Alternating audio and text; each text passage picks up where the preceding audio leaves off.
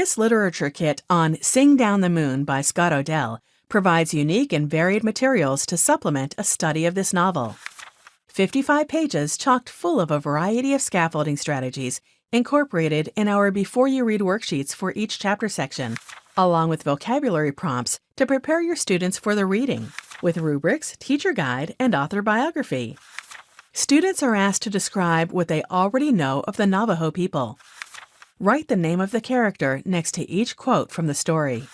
Identify the cause or effect of each event in the book. Explain how Rosita was able to adapt to life in a town, whereas Bright Morning was not. Students do some research to find the meaning and origin of their name. 6 additional writing tasks follow. Supplement an existing unit with in-depth writing tasks, such as gathering facts and completing a character analysis of Tallboy. A word search puzzle and comprehension quiz ends the unit. The easy marking answer key works by lining up perfectly with the matching question pages. 3 color posters, which are graphic organizers, completes the resource.